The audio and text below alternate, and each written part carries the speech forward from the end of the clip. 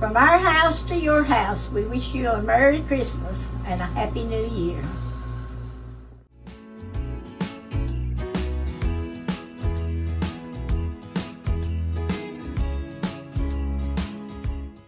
All right, Forrest, what would you like for Christmas since you've been such a good boy? I tell you what I'd really like is for Granny Women to hit 1,000 subscribers.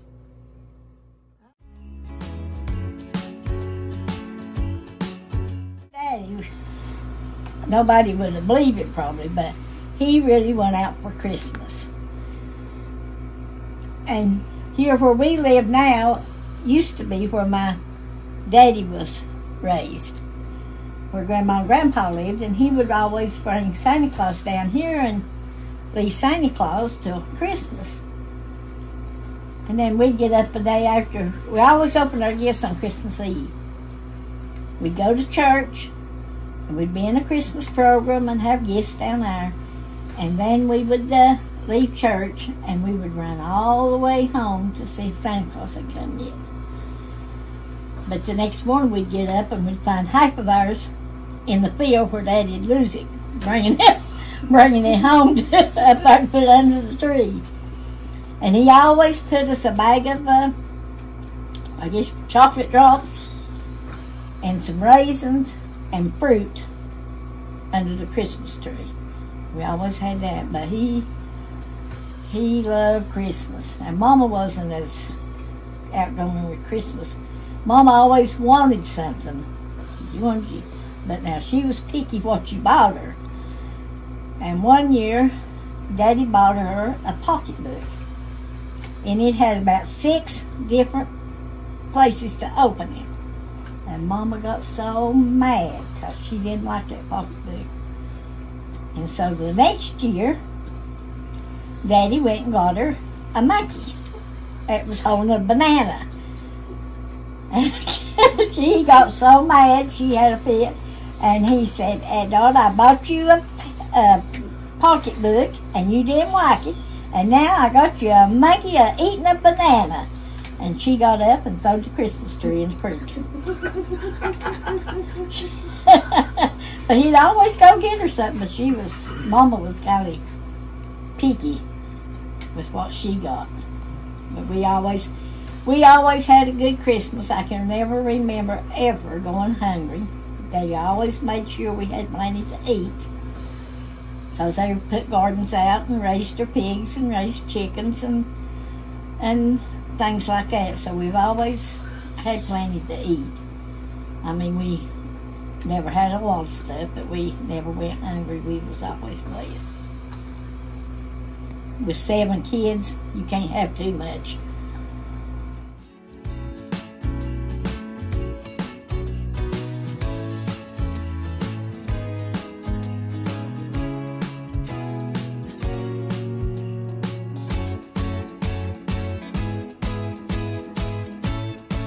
Good morning, guys.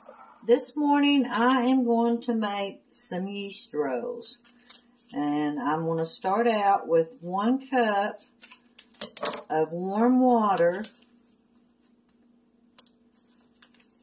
and 2 packs of yeast. My yeast in a bowl. You always want to make sure, anytime you're working with yeast, you need to use glass bowls and also a wooden spoon or something wooden. You don't want to use like regular silverware or anything like that, because it will cause your yeast not to work.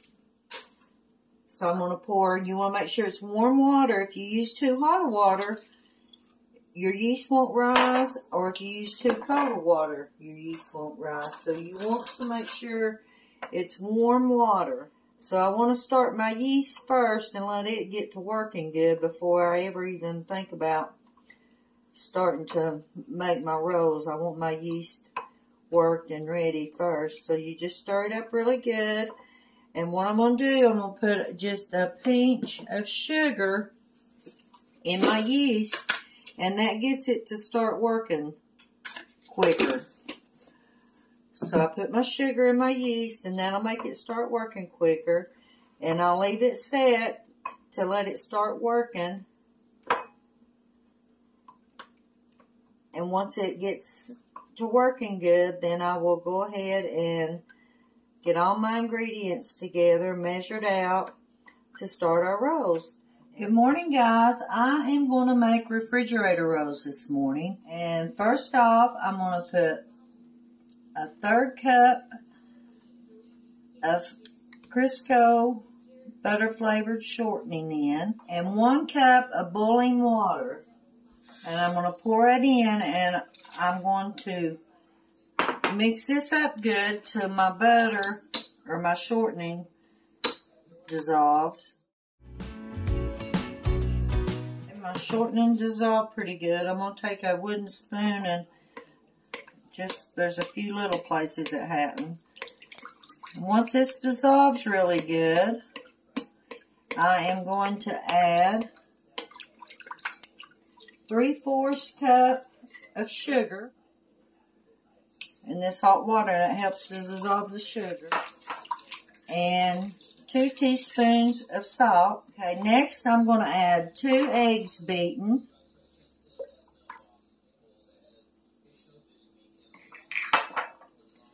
I mix that up. And I'm going to turn the blender on just to make sure I've got it. Add my yeast. My yeast is raised good, so I'm going to go ahead and pour it in.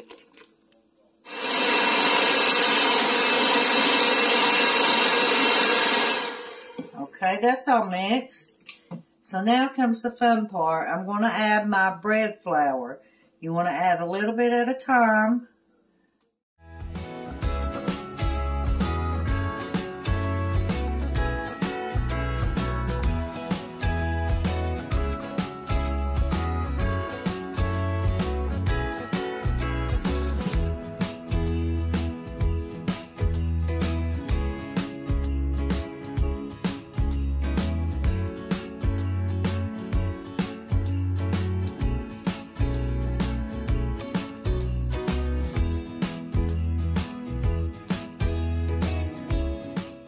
Okay, my rolls are all mixed up, and this is a very old recipe. My friend Carol gave it to me, but I was looking through the cookbook, my grandma's old cookbook, and I did find this recipe in it, so I do know it's a very old recipe, and they are so good and very forgiving. And I'm going to put a little bit of oil in my hands and grease them down good because this is very sticky.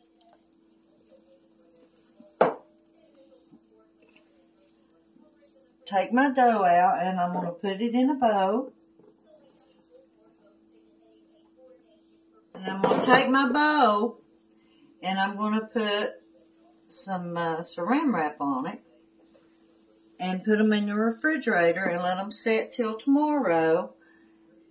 And then tomorrow, I'm going to take out some to make rolls with. Now, this recipe, you don't have to use the whole thing at one time. These will sit in your refrigerator for several days, and you can only have to take out what you need at a time. If you need to make the whole batch, like if it's a holiday where you're going to have a lot of people, you can take the whole batch. But if it's just like a few people, you can make as many as you want. You don't have to use the whole thing at one time. Now, I'll put this in the refrigerator, and you'll see in the morning when I get it out, it will rise to the top of this bowl. These rolls are awesome. The best that you can ever get. Okay, guys, I have 1 pan of rolls cut out, ready to set out to raise. And I had some left over, so I'm going to go ahead and roll it out and put it in another pan. These will last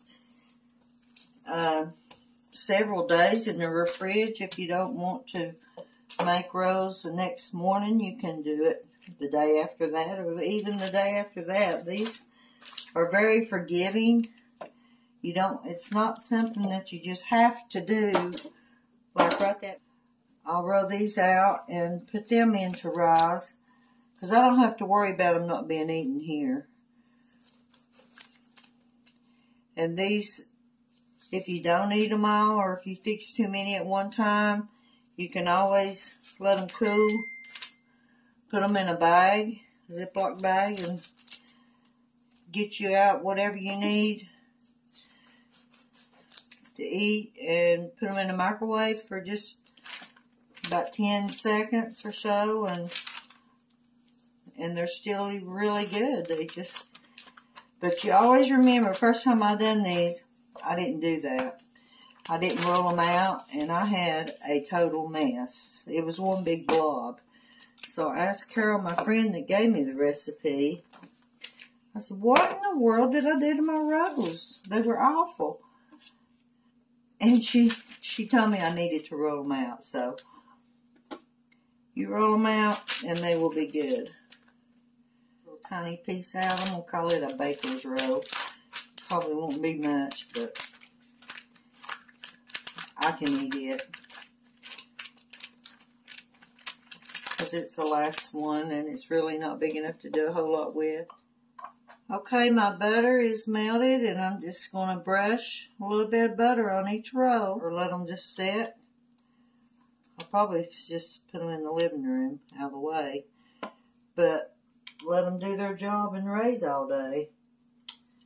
Hopefully, because I'm sure this weekend with the rain coming in, it is very hard to do anything with bread, cakes, or anything like that when the humidity is just going crazy, especially if it's rainy. They just won't rise. It's just, you're wasting your ingredients and everything unless you got a really good place to keep them, because humidity plays a big factor in baking, whether or not you want to get your rolls or any kind of cakes or anything to rise. This is my rolls, and they are rising great. They are going to be so good. I have 2 pans full, so we're going to have some good eating for supper. Okay, my homemade rolls are done, and they are ready to eat.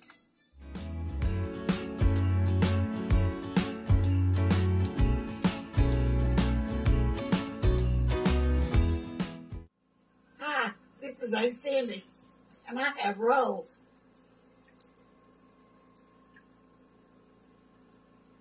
Oh my God.